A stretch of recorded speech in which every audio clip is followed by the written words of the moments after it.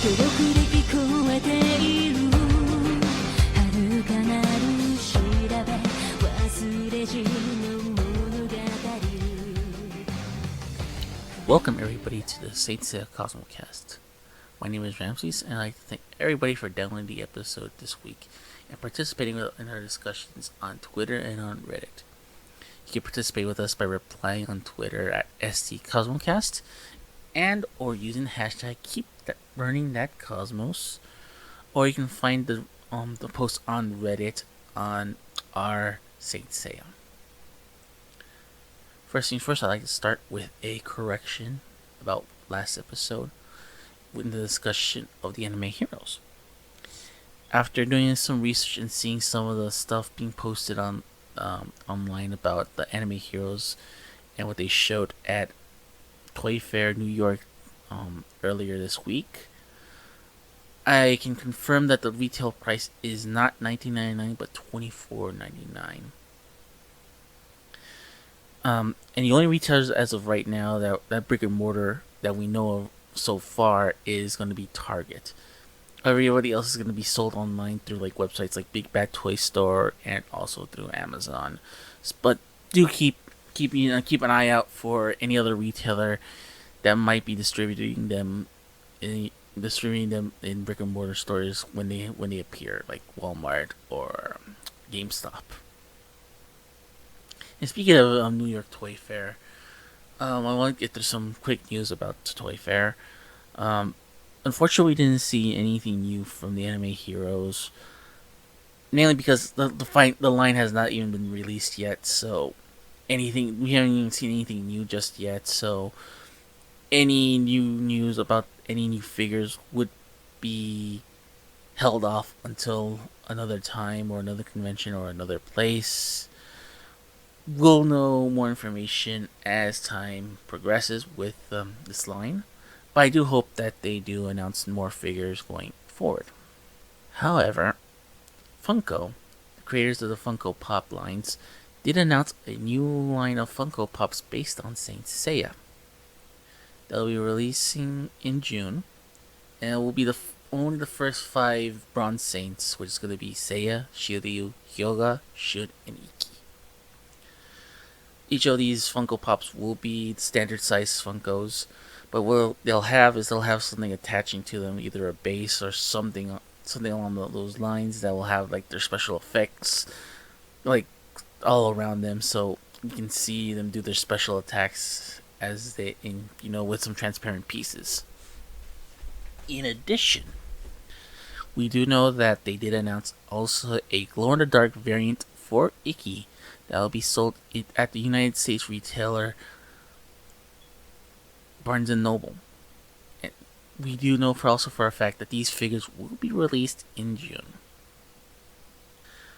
Just to have a little bit of a commentary on these figures, I said on Twitter that these figures were, like I'm not a fan of them, but I do understand the importance of having a Funko Pop. It's essentially just saying like once you have one, it's like it's very significant, and I do feel that now that Saint Seiya is starting to poise itself into this new position, that we're seeing it being a little bit more popular with the fans, with older fans and newer fans coming into it. I'm starting to it doesn't surprise me that they're striking while the iron's hot with the series, and I am happy that they are. That's why I started this podcast, because I saw that there was a huge increase of the show being exposed to older fans, and older fans were checking out the series as well. Now it's being more accessible on Netflix, so it to me feels very, very much like an extension of this new popularity that it's having here in the United States, thanks to the Netflix series and also having the original series on Netflix. One thing that I like to bring up here is that I've noticed that what they're using to promote the figures, and not just for the Funko Pops, but also for the anime heroes, is that they're using the V2 cloths from the anime, And it just strikes me as odd that that's what the design they're going with. They're not using the CGI designs or the old V1 anime cloths, but the V2s. Which makes me think that in their style guides that they have for this series, they are using those character designs as opposed to the older designs. And for me, I like the V2 designs a lot more than the original ones, but it just strikes me as very odd that they would be choosing those designs over the previous designs or the more current designs that are being used in the CGI series. But but we'll know as time goes on if they are gonna go back and make those characters or if they're gonna make those variants as well. Personally, though, some of the figures I would like to see later on would be like the 12 gold saints as well, if that's possible. But we'll have to see first of how these would sell first before we make any kind of demand as to what we want to see next for these figures. But Funko Pops are always top sellers everywhere you go. People always wanting them, and they're highly collectible. I'm very sure these are gonna sell out just as much as any other Funko Pop that's out there. So I am happy that these figures are out, and I am happy that they chose Saint Seiya, and I do hope that they do continue with this line. With that said, let's get started with our discussion of episodes 7 to 12 of Knights of the Zodiac on Netflix. And pretty much my thoughts of these episodes is that these episodes feel more organically connected. They feel a lot more coherent since the last block of episodes. I do feel like the last block of episodes, you need to understand a little bit more about what was going on with the production, how many episodes they had to have to make these episodes, and for them to finally hone everything in more precise in these episodes, more fine-tuned, does feel a little bit more refreshing. I do really like what they're doing with these episodes so far. One thing I didn't talk about the last episode that I wanted to bring up was CGI is really good. I may have briefly mentioned it, but I do believe that the CGI in action, especially in these block of episodes, since there's a lot more action going on in these episodes, I do feel like it's really good. And I did notice that there is a lot of CGI kind of trickery going on, where it's just they reuse shots and they reuse set pieces, and they reuse a lot of places that's already been made already.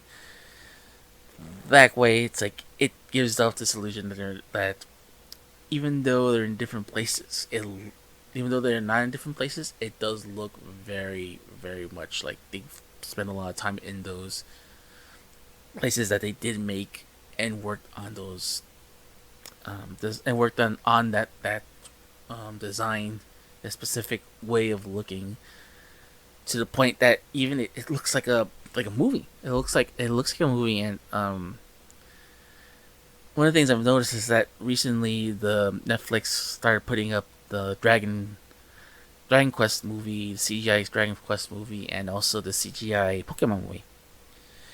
And I've noticed that it's if you put those two movies right next to the Saint Seiya, to Knights of the Zodiac, it looks just as good. And to me, it feels like, but they are really, them, they only have the really high budgeted 30. You have 90 CGI shows to do whatever they need to do.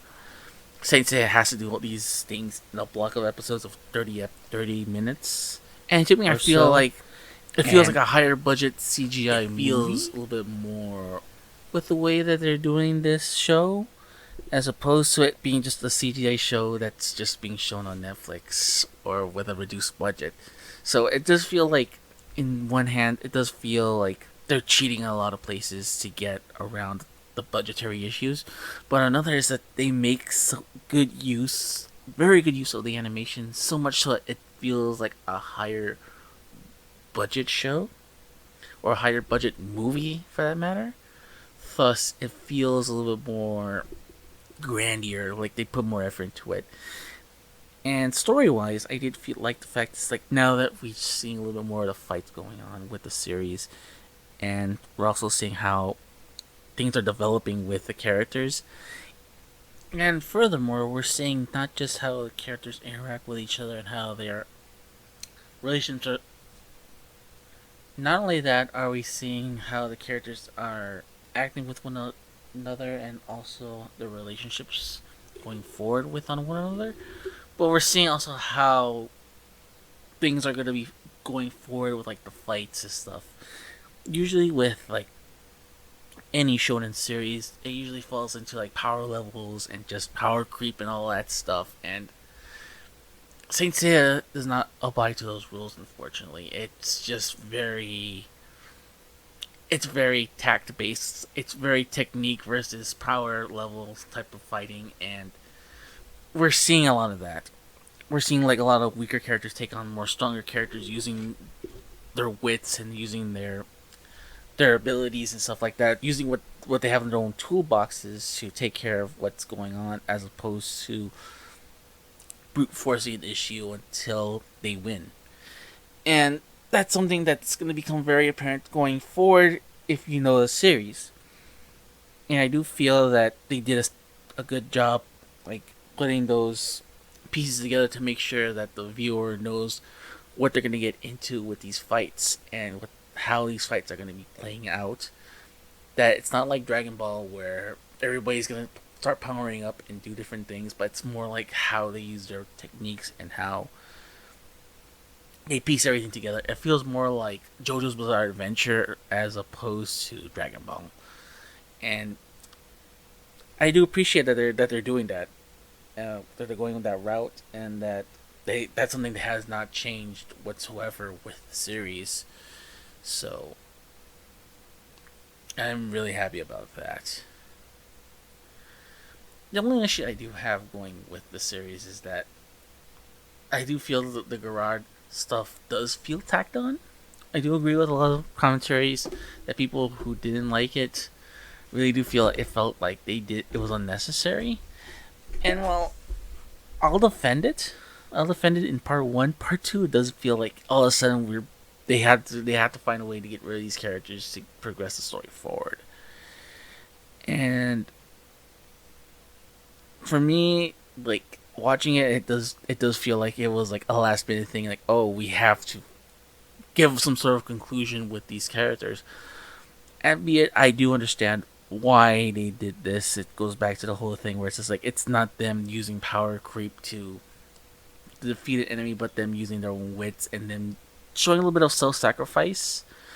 But I just wish it was with something else that would have been more prevalent, a little bit more organic to what's going on in the actual story. It feels like when they cut back to Gerard, it's just like, okay, we're back with Gerard. Okay, cool. I'll take it. Fine. And you just feel like those last couple of episodes where he was like the final boss of these episodes, they didn't really click as much as it should have. And it's one thing that I will agree on with a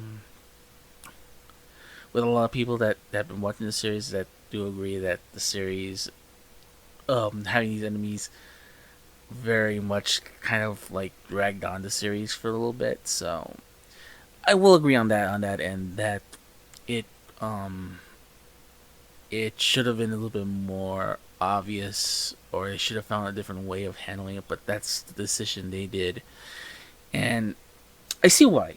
It's just like they need to get rid of these characters, and they were like they were designed to be disposed of, and like we had to figure out a way to get them disposed. Simple as that. And they had to get to point A to point B in such a short amount of time. So, and unfortunately, this means that something that was somewhat working now doesn't work, but other stuff that wasn't working is starting to like feel more organically clicking back into place. Something that the series kind of like feels a little bit more like traditional Saint Seiya stuff start more taking prevalence, and I do feel that's a huge improvement. That, in my opinion, but but for them to kneecap this other plot with the army and stuff like that really kind of like I felt like there was wasted potential, and they could have done something way better with this, or not even use them at all, and just or have them have sporadic appearances, because it does feel like the idea for them would be with these characters was that there would be like another kind of like thing, another obstacle that they had to get through with Athena. Obviously, what they're trying to set up is that the prophecy of this thing is supposed to happen, and humans are just afraid that this prophecy is going to come true. And it's just like, okay, so if like one thing happens and they have to take care of another thing and then another thing, and I do feel like it feels like that could have been something they could have like slowly worked in the background, and they could have slowly done something with it. They could have done something like this could have evolved with like the Steel Saints from the original anime. They could have evolved from that, and they could have done something with that, and they would have actually made some good guy characters. But unfortunately, they just it just kind of fell flat with these characters, and the potential of what could have been is now not going to be able to be unleashed, unfortunately. So, and one other thing that I didn't talk about the last episode, but I will bring it up, is that I do honestly believe that the voice acting in this show is incredible. I do think that's very well made. They're putting in a lot of effort into the voice acting just as much as they are with the CGI and stuff like that. Story is hit or miss, but I'm understanding what they're doing. But if there's one thing that they're excelling at is the presentation part, and part of the presentation is having not just good CGI but also very good voice acting. And on that end, I applaud the voice actors, all of them, for doing an incredible job of what they got. Some better than others, but I do feel that these characters need to have a little bit more life to them, and having them be voiced by these just being voiced by who they're being voiced by has been very beneficial to the series. It's been really, really good. So, on that end, I do really feel that that's one thing that they're doing really good, and I do appreciate that the fact that these also are all the voice actors they're using as well in the classic anime when they dub it for Netflix. So it does. So there's also kind of a uniformity to what we're listening to with the characters on the CGI show, but also the characters that are being used in the classic anime dub as well. So I'm really happy about that, and like I said, the series needs to be re-examined a little more with a different kind of lens than the lens of the actual series, because I do feel that once you divorce yourself from the actual original series, you do get a good glimpse as to what they're trying to do with the series, as to like what the writing and the decisions of what some of the things they're doing make sense. And it's something that I established in the last episode. Like, now that I understand, now that I put myself in kind of the position of the people writing for the series, I do feel that I understand a little bit more as to what I believe is like the main goal for the series. And it does feel like they're kind of rushing into different things, unfortunately. But I do feel too, it's like rushing into it might be beneficial to get to this point for the series. Some of the thoughts from the community includes from Siegfried Minos. I do enjoy these episodes. I knew beforehand the run is being rushed and story compressed. I love the cloth designs and the detail. I don't like the armor arc, but I understand why it's in it. I do hope for a 12 temple arc takes its time to enjoy the characters. So that's why I keep burning that Cosmos hashtag. Like, thank you for sharing that. Yeah, and I do agree. It's like I said earlier, it's like it does make a lot of sense when you break it down that what they're doing, and I do appreciate that. Like that's what they're trying to get to. And while that might be a detriment, I do feel like at this point it might be like at their best. They might be for the best for him to do this. Sagittarius on Reddit says, Part 2 started off promising. The first 3 episodes were adapted respectively to the OG, in my opinion. The fourth tried to cut short the fight I was looking forward to the most this season, Shiryu versus Idol. Yeah, that is unfortunate. That's a really good fight, and it did kind of feel like half-assed at times. But I didn't really mind it now that since we're like it just seems like we're just going through the motions just to get to a certain point. I do know some people were bothered with the whole Shina and Seiya thing not really coming to place. To me personally, I don't know about Shina. I'll kill him or love him thing for Seiya. Honestly, I can care less. I'm here for the fighting. That's what made Seiya awesome to me. Yeah, I mean, the whole like relationships are kind of hit and miss, and like I do agree. It's just like in this series, there's kind of like this like, does she really like Seiya or does she not? I lean in the camp that she is, but again, it's just like when you look at it in the whole entire series as a whole, it's not really that important. The whole thing that Iolia showed up with Iolia attacking Seiya was bothersome because that part was the reason why Iolia turned his back to the Pope and led to the whole death of Cassio's thing. As much as I hated it, it's understandable that the fight in the episode got too short. It's 1000% makes sense that the final event, the fight of the season 1 gets at least 2 episodes, or else it would feel really like the final fight was just 1 episode. Oh yeah, the whole prophecy thing is dumb. It is. The whole thing now that the whole military is done with, which means they can focus on the most famous and exciting part of the series, the 12 houses. In my opinion, Part 2 was a step up from Part 1. And I do agree. Like I said, it's like there's a lot of good. There's a lot of good, and I do believe that a lot of that, and I do agree with the whole thing about them cutting a lot of the important parts with having Perseus Algol versus Shiryu being kind of an afterthought fight. But again, you can only do so much. And I do hope that people don't get turned off by it because in the anime, the actual classic anime and in the manga, it's a very epic fight. Like I said, it just became a consequence of timing, unfortunately.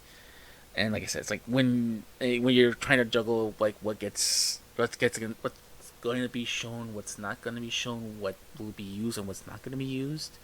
A lot of it, you tend to have to figure out what's going to be cut and what's not going to be cut, or what's going to be reduced in time. And unfortunately, that's one of the ones that when you take a step back, it's like unfortunately it had to take a step back. And and it's a good fight, and I do hope that people do seek it out with the original series. So overall, better series, better part of the series.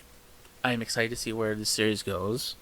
I do understand too the issues plaguing this series, and I do hope that now that we're going to be going to a more consistent series with the 12 Houses arc, that things can be a little bit more streamlined and a little bit more things make a little bit more sense going forward. And yeah, that's about it. So I'd like to thank everybody for their contributions and everybody for being patient for me putting out this episode. So let me tell you guys what's up, what you guys gotta do for homework for your next time. We are putting away the CGI series, thankfully, and we are starting with the original series. The first 6 episodes of the original 1986 anime will be our next block of episodes that we're going to be discussing. And we're going to be continuing the series until the very end. But like I said in episode 0, if there is a new block of episodes for the CGI series, we're going to take a break from the original series to discuss those new episodes as they come along. So if you want to continue the discussion about the CGI series or this new or the original series or whatever new Saint Seiya thing you want to discuss, you can participate with us in multiple ways. Reply to us on Twitter on ST Cosmocast, or use the hashtag KeepBurningThatCosmos, or find a thread on our Saint Seiya on Reddit. So thanks for listening, and keep burning that cosmos. Caballero Zodiaco, quando lanza il suo attacco, entonando questa su canción, la canción